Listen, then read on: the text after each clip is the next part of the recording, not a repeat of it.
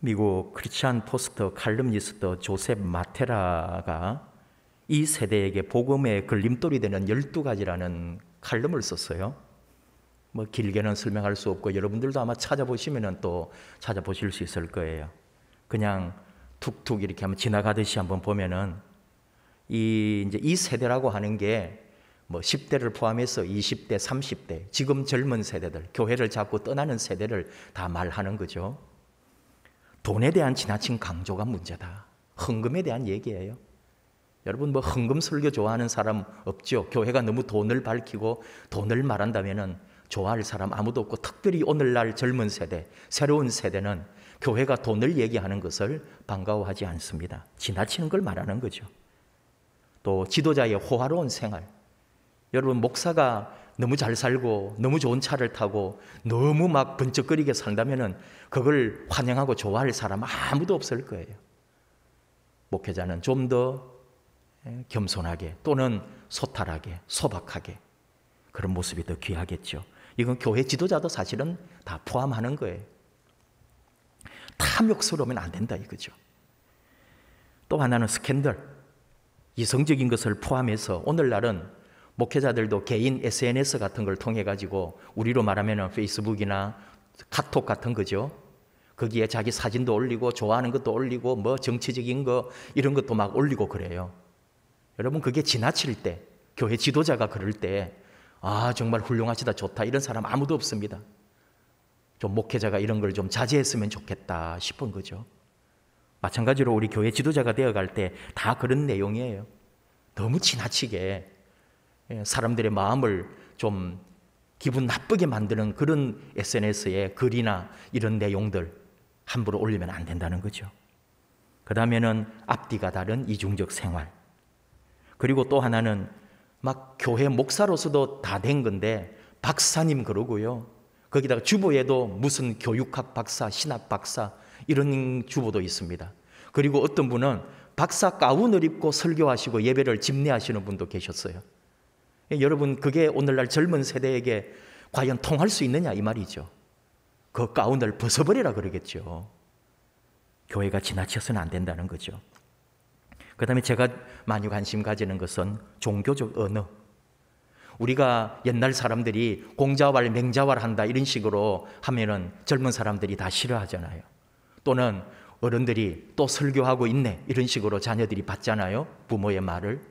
그런 것처럼 교회가 오늘날 젊은 세대 또는 새로운 세대와 소통하지 못하고 있다는 거죠. 너무 종교적 언어를 많이 사용해서, 여러분 우리가 만약에 불교나 또는 뭐 유교의 어떤 모임에 갔는데 그쪽에 필요한 용어들 우리가 전혀 알아들을 수 없는 말로만 하면은 전혀 우리가 이해가 안 되는 것처럼, 교회를 이제 알고 싶어하고 신앙생활을 처음 하는 사람은 구원, 은혜, 뭐 섭리, 예정 이런 말들이 익숙하지 않다고요.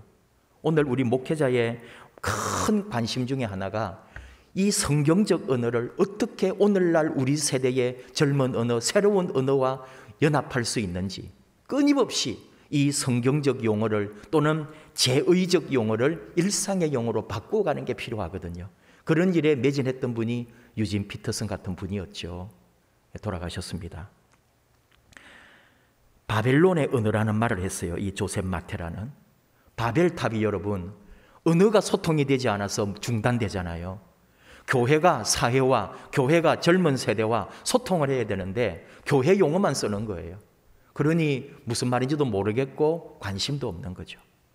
예수께서 가라사대 그러고 있으면 안 된다 이 말이에요. 예수님이 말씀하셨습니다.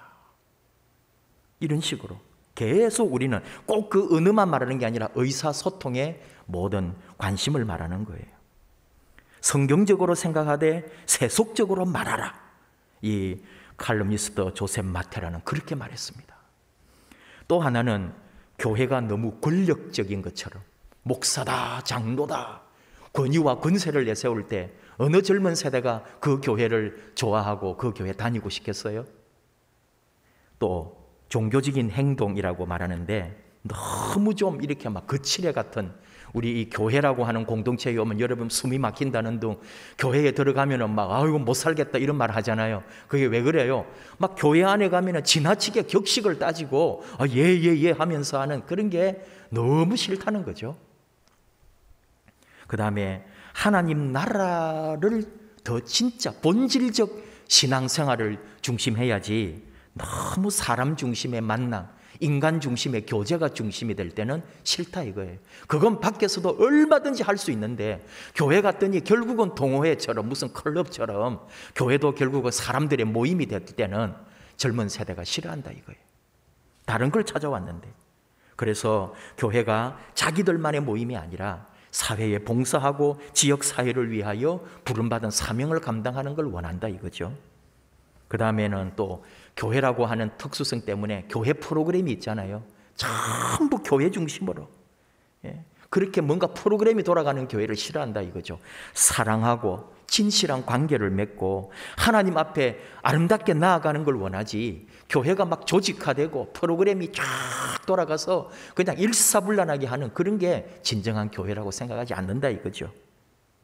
또 하나는 승리주의라 그래서 이게 싫다 이거죠. 뭐냐 하면은 도시와 국가를 하나님에게 바칩니다 하는 거. 옛날에 어느 분이 서울을 하나님께 봉헌합니다 해가지고 큰 이슈가 됐죠. 오늘날 제가 좀 조심스럽게 말해야 된다는 게 한번 말씀드린 적이 있는데, 우리 안양 같은 경우에도 안양 성시화 운동, 안양을 거룩한 도시로 만들겠다면서 우리가 막 하지만은 시민들은 그런 말을 들을 때 경멸한다 이거예요. 너희들이 뭔데 우리를 기독교화하겠다고 하느냐 하면서 싫어한다.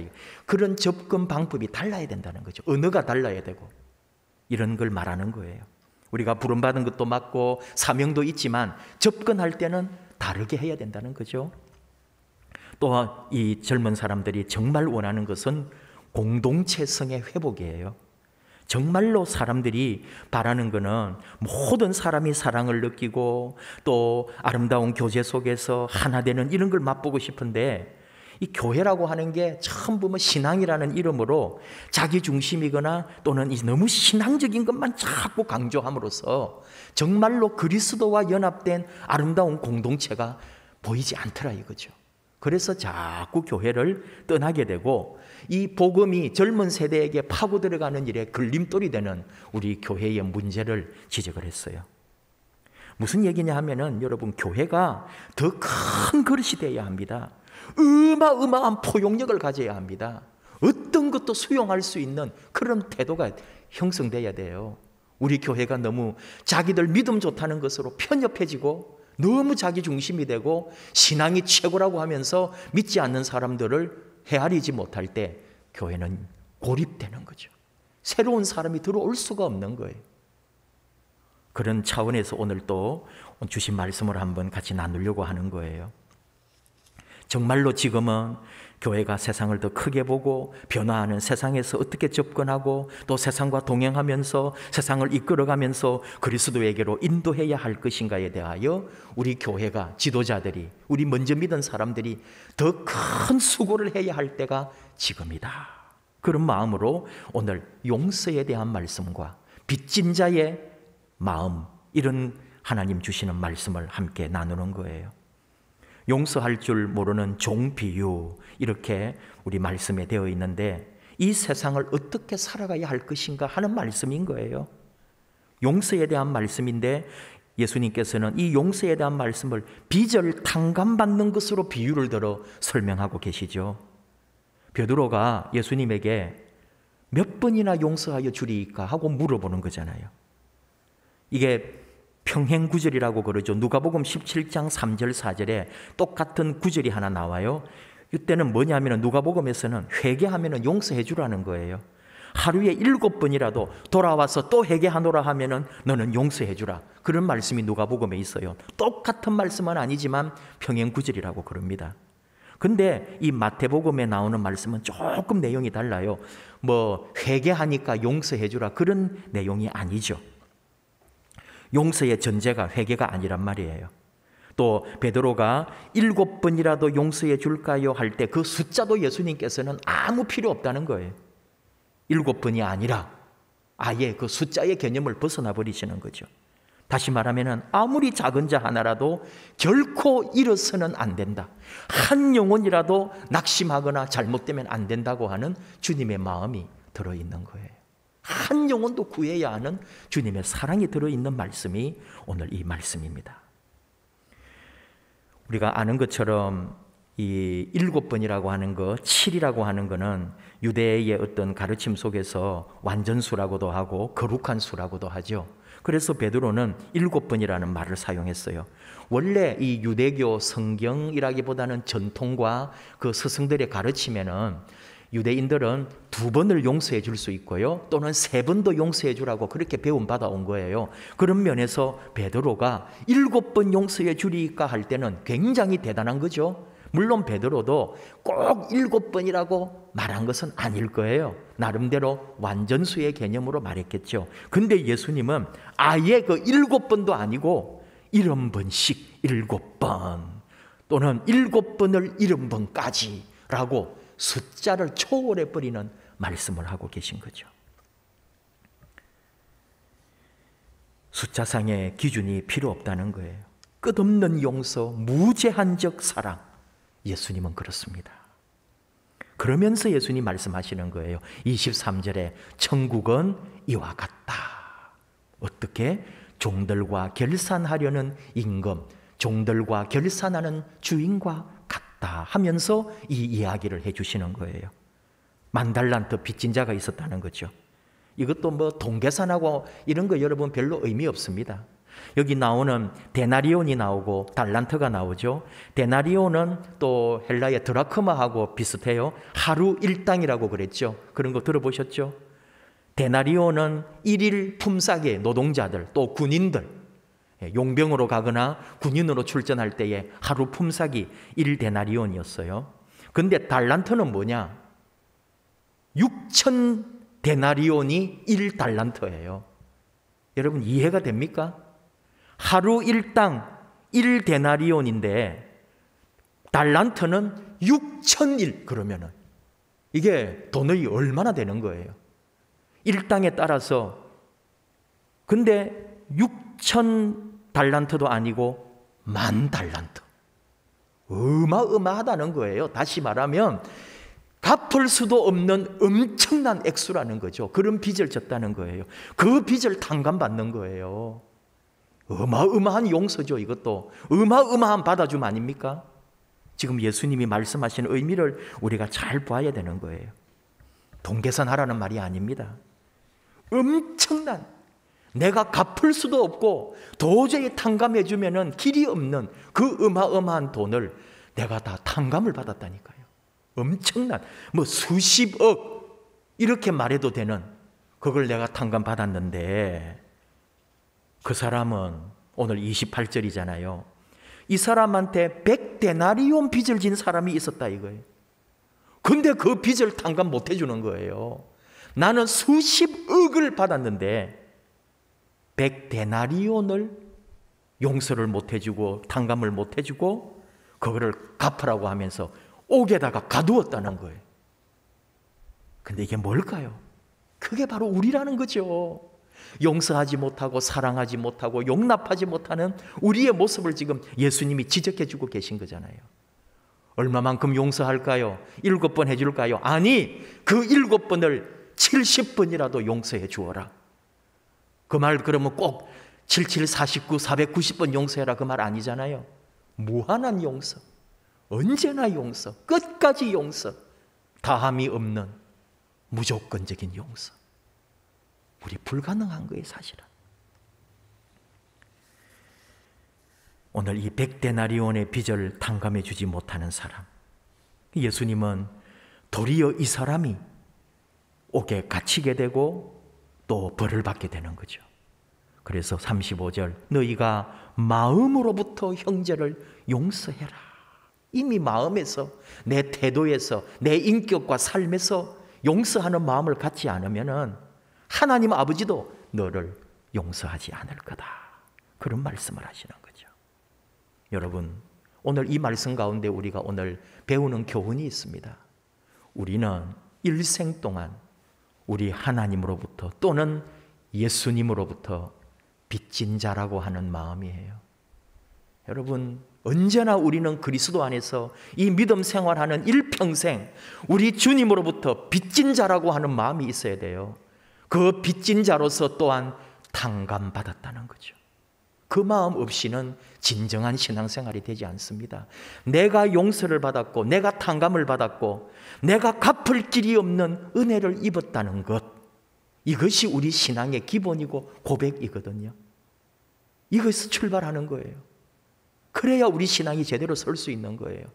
이것이 어디에서 밝혀지느냐 하면은 바로 로마서 1장 14절 15절, 로마서를 통해 사도 바울을 통해 하나님께서 우리에게 가르쳐 주신 거죠. 사도 바울은 고백합니다. 나는 헬라인이나 야만인이나 지혜 있는 자나 어리석은 자에게 다 내가 빚진 자라.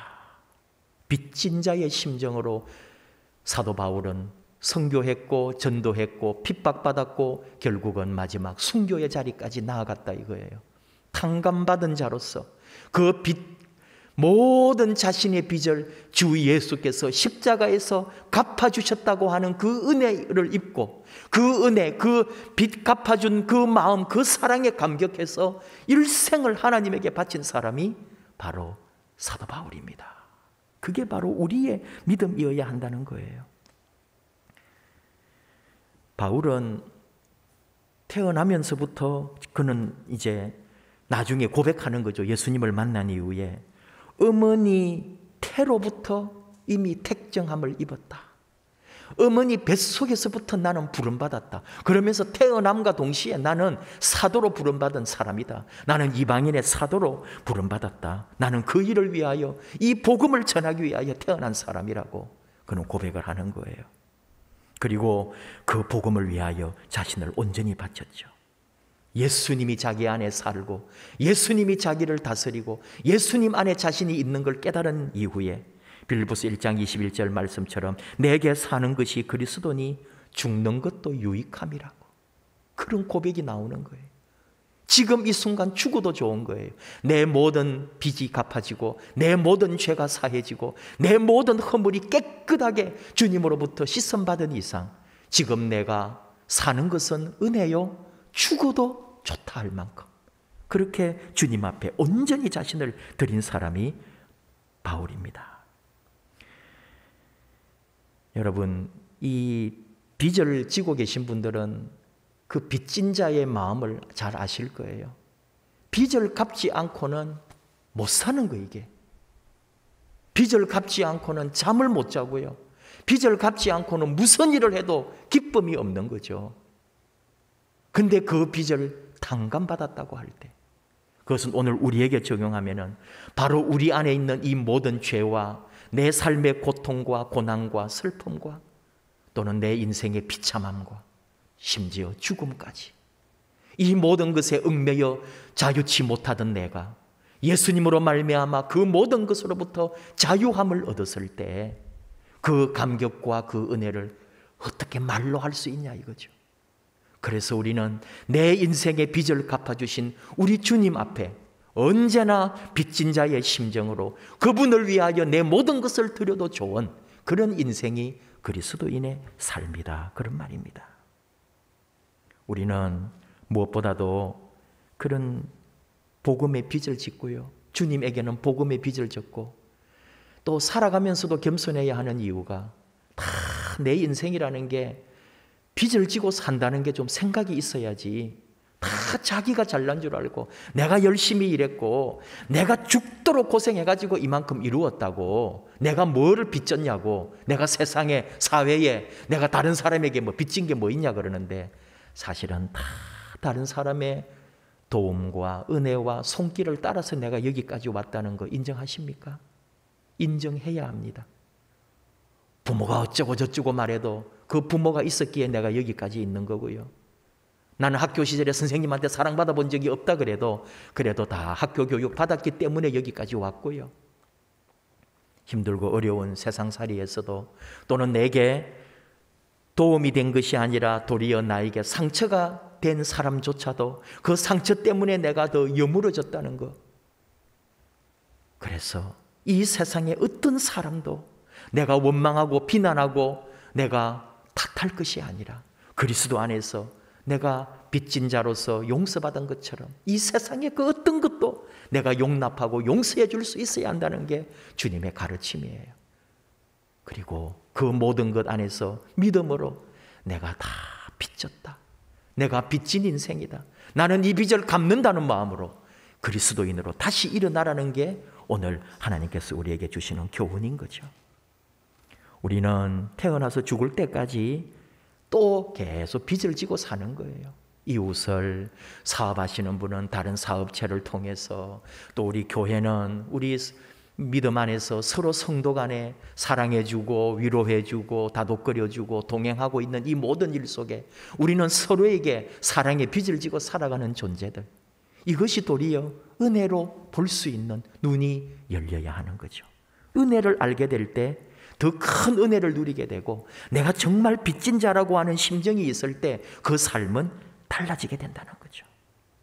무엇보다도 구원받은 이 은혜, 하나님의 사랑을 입은 이 은혜, 예수님이 나를 위하여 십자가에서 죽어주신 그 사랑, 그 은혜를 내가 안다면은 나는 일생 동안 그 십자가의 은혜에 빚을 진 자로서 나도 이 세상에서 십자가를 지고 갈 수 있다는 것, 나도 십자가를 지고 죽을 수 있다는 것, 내가 이미 그 은혜를 입었기 때문에 여기까지 우리 그리스도인들은 달려가고 있는 거죠. 사도 바울은 내가 헬라인이나 야만인이나 지혜 있는 자나 어리석은 자에게 다 빚진 자라고 그랬어요. 솔직히 외형적으로 말하면 그럴 이유가 하나도 없는 사람이에요. 오직 자신이 우리 주님 만나기 전에 예수 믿는 사람을 핍박했고 또 스데반이 죽는 일의 책임자였었고 자기가 그 모든 걸 생각할 때 우리 주님의 십자가 은혜를 몰랐을 때에 얼마나 자신이 교회를 핍박하고 예수님을 핍박했는가 그걸 생각할 때에 너무 가슴이 아파서 그는 주님뿐만 아니라 세상의 모든 사람에게 복음의 빚진 자라고 하면서 그래서 그 복음을 도리어 갚아주려고 예수 그리스도의 십자가의 복음을 들고 온 세상에 나가서 그 복음을 전해주었던 거예요. 헬라인, 야만인, 그러니까 야만인들 그러면은 그리스나 로마 쪽의 사람만 대단하고 나머지는 야만인들인가? 라고 생각하지만 이건 표현상의 문제인 거죠. 헬라 문화권과 비헬라 문화권을 말하는 거고요. 또 지혜 있는 자나 어리석은 자라고 할 때 배운 사람이나 못 배운 사람이나 이렇게 해석하면 맞아요. 그러니까 다시 말합니다, 여러분. 내가 누구한테 빚졌어? 그래, 예수님에게 빚진 것 인정해. 그런데 내가 사람들한테 내가 빚질 일이 뭐 있나? 라고 생각한다면은 그게 바로 우리가 말씀을 잘못 알고 있다는 거예요.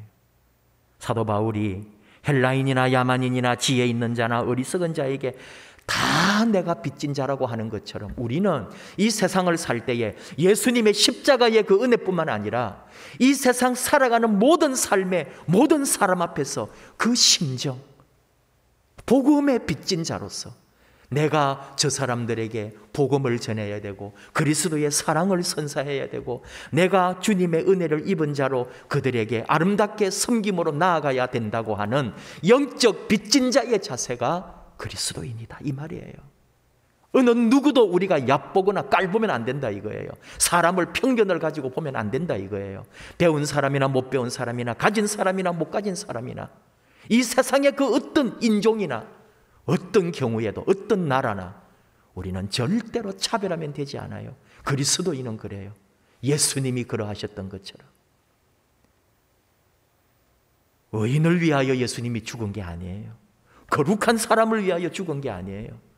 세상의 모든 사람을 위하여 십자가의 죽음을 택하신 예수님입니다. 의인이나 죄인이나 어떤 모든 사람 다 위하여 주님은 십자가를 지셨거든요. 마찬가지로 우리 그리스도인이 그렇습니다. 모든 사람을 위하여, 모든 사람을 향하여, 모든 사람에게 열려있는 사람이 그리스도인이고 교회는 그러해야 되고 우리는 이 세상 모든 사람에게 빚진 자의 심정으로 그리스도의 사랑을 가지고 나아가는 존재다.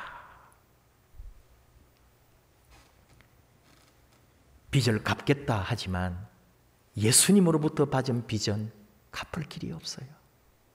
우리가 여러분 십자가에 죽을 수 있나요? 누군가를 위하여 내 생명을 대신하여 줄 수가 있을까요? 주고 싶어도 줄 수가 없는 게 우리 삶이에요. 우리는 영원히 주님의 십자가의 그 은혜, 나를 위하여 죽으신 예수님으로부터 받은 이 빚은 절대로 갚을 수가 없는 거예요. 이건 내가 그냥 받은 은혜예요. 주님이 내게 주신 거예요. 그러므로 우리가 할 수 있는 일은 뭘까요? 주님이 주신 그 은혜를 따라 사는 거죠. 주님이 주신 그 은총에 감사하면서 고백하면서 주의 사명을 따라가는 거죠. 용서받았다는 것. 내가 1만 달란트의 빚을 탕감받았다는 것. 그보다 더한 빚을, 셀 수도 없는 돈 액수가 빚을 갚았다고 예수님 비유하시는 것처럼 내 인생의 죄와 내 삶의 이 모든 죄악을 생각할 때 주님이 내 대신 그 모든 죄를 지고 가셨다고 하는 그 놀라운 은혜를 내가 빚졌다는 것. 이것이 우리 신앙의 첫 번째 기본입니다. 그 빚을 졌기에 우리는 끝까지 겸손하고 그 빚 갚는 심정으로 주님 앞에 서서 주님의 뜻을 따라 살아가고 있습니다. 예수님에게 빚졌습니다. 이웃에게 빚졌습니다. 나라에, 온 세계에, 이 자연 만물에, 이 우주에 우리는 빚진 자라고 하는 것. 하나님 주신 이 창조 세계 안에서 우리는 다 그 은혜를 입고 오늘도 누리고 살고 있다는 것. 영원히 빚질 수밖에 없는 인생이라는 것.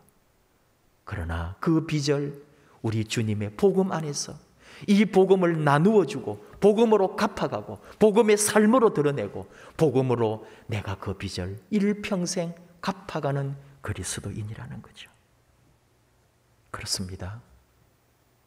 우리 함께 찬양할 텐데 오늘 이 찬양의 가사가 그냥 주님 따라가는 거예요. 오직 주만 따르리, 우리 주님만 바라보면서 가리, 순종하며 내 마음을 드리고 내가 나이 들어가면서 내 눈이 새잔해지고 내 뼈가 약해지고 내 몸이 쓰러져 갈 때도 오직 주 예수님만 끝까지 따라가면서 우리 주님에게 영광 돌리는 삶으로. 그리스도인은 그렇단 말이에요. 주님 앞에 빚진 자로서, 하나님 앞에 빚진 자로서, 그리고 그 모든 빚을 주님이 갚아주셨고 내 모든 죄는 우리 주님으로부터 용서받았다는 것. 이 은혜 속에 산다는 것.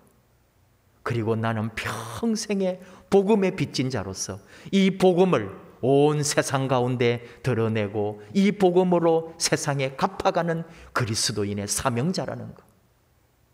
평생에 우리 주님 따라가면서 주님으로부터 받은 이 복음의 빚을 내 삶으로, 내 믿음으로 갚아내고, 그리하여 이 어려운 시대에 교회가 새로워지고 내 믿음이 새로워지고 정말 하나님의 뜻이 우리 가운데 이루어지도록 함께 하나님의 나라를 향하여 함께 걸어가는 우리 믿음의 아름다운 성도님들, 믿음의 형제자매 되기를 축복합니다. 함께 찬양하십시다. 오직 주만 따르리.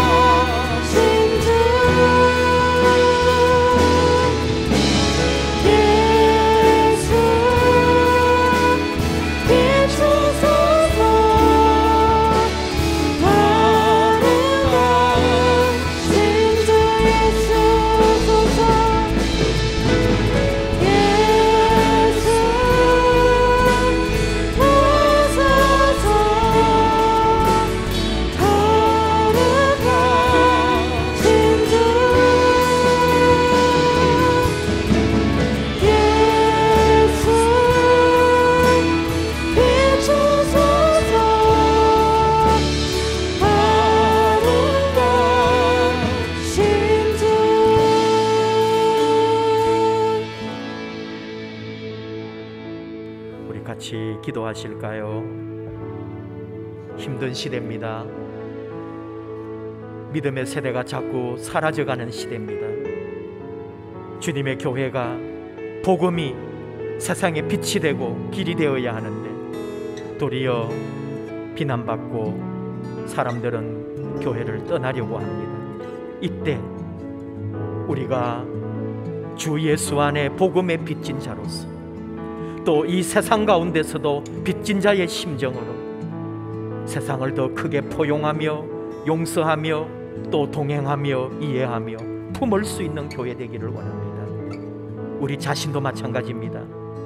내가 편협하고 내 중심 이기적이 아니라 사랑하고 용서하는 일에 주님으로부터 받은 그 십자가의 은혜, 내가 주님으로부터 받은 이 귀하고 은혜로운 빚, 이 빚을 갚는 심정으로 사랑하며 살고 용서하며 살고 내 자신을 줄 수 있고 섬길 수 있는 하나님의 자녀 그리스도의 종 되기를 원합니다. 우리 교회가 그런 사명 감당하기 원합니다. 새로운 시대가 열리고 새 날이 밝아올 텐데 그 주님의 십자가의 은혜 앞에 빚진 자의 심정으로 다시 신앙을 회복하고 예배를 회복하고 말씀을 회복하고 기도를 회복하고 내 영혼이 회복되는 아름다운 하나님의 자녀 되기를 원합니다. 우리 함께 기도합시다. 주여, 나를 새롭게 하여 주시옵소서. 빚진 자의 심정으로 복음의 빚진 자로 이 빚을 갚아가는 아름다운 하나님의 종으로 세워주십시오. 이 세상 앞에 빚진 자의 심정으로 겸손하게 주의 뜻을 따라 주님만 온전히 따라가는 그런 주의 제자 되게 하여 주시옵소서. 우리 함께 합심하여 주님 부르면서 주의 길, 주님의 뜻 따라가겠습니다. 오직 주님만 따라가겠습니다. 순종하겠습니다. 고백하며 함께 나아가십시다. 주여,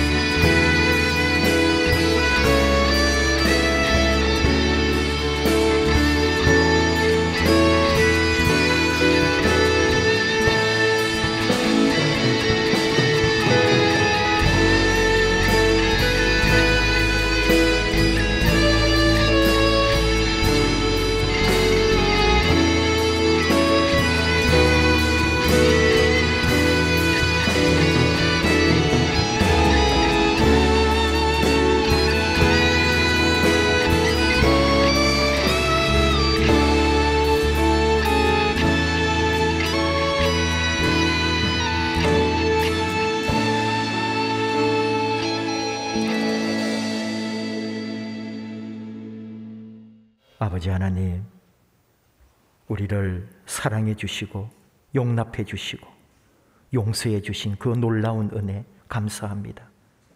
갚을 길이 없는, 무엇을 해도 해결할 수 없는 우리의 모든 죄를 용서해 주시고 그 죄값을 십자가에서 치루어 주신 우리 예수님, 그 은혜 감사합니다. 내 평생 이 빚을 갚으려 해도 갚을 수 없는 이 빚진 자의 심정으로 주님을 사랑하고 주님 앞에 순종하며 이 복음의 빚진 자로 복음을 갚아가는, 이 세상 가운데 복음으로 걸어가는 저희들이 되기를 원합니다. 언제나 주님의 그 사랑, 그 은혜, 우리를 용서해 주신 그 사랑을 생각하면서 우리도 세상 가운데서 이웃 앞에, 이 하나님 주신 자연과 창조 앞에 빚진 자의 마음으로 늘 겸손하게 하시고 그 빚을 갚는 심정으로 언제나 우리 하나님 뜻을 따라, 주의 말씀 따라, 그리고 이 세상에 그 사랑의 빚을 갚아가는 존재로 선교하고 전도하고 섬기고 나누고 봉사하는 일에 언제나 앞장서 나아가는 하나님의 자녀로 저희를 세워 주시옵소서. 아버지, 우리 한 사람 한 사람 영혼도 살펴주시고 그 빚진 자의 심정으로 언제나 복음 앞에 겸손하게 나아가는 자녀들, 그 삶에 주의 영광이 드러나고 아름다운 선교의 사명, 복음 전도의 사명, 영혼을 구하는 일에 쓰임받는 아름다운 하나님의 종들로 우리를 또한 사용하여 주시옵소서. 예수님 이름으로 기도하옵나이다. 아멘.